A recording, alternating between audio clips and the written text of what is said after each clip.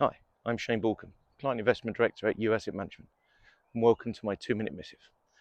Central banks this time, and we're going to focus on the Bank of England first, who had Sarah Breeden, who's part of the Monetary Policy Voting Committee. She wrote a paper on the financial stability landscape, which, as Deputy Governor of Financial Stability, is her job.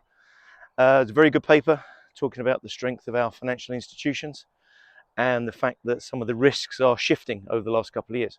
I think we should take solace in the fact that the Bank of England is monitoring and keeping abreast of these.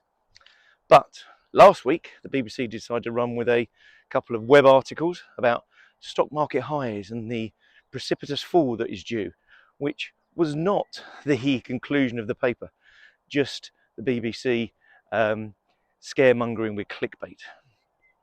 Also last week, we had the inflation data for the UK.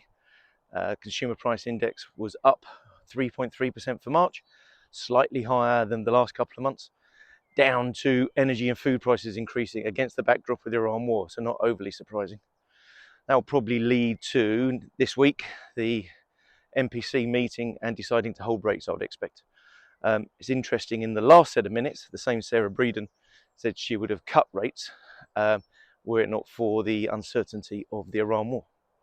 That takes us to the US, who are likely to have a new chair of the Federal Reserve. Kevin Warsh is going to be voted in.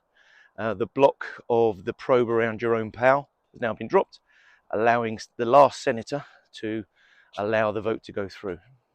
Now, Kevin Warsh is probably the most market-friendly candidate you're going to get. He's had experience of both Wall Street and the Federal Reserve. So Trump's going to get quite a pro-lower interest rate committee.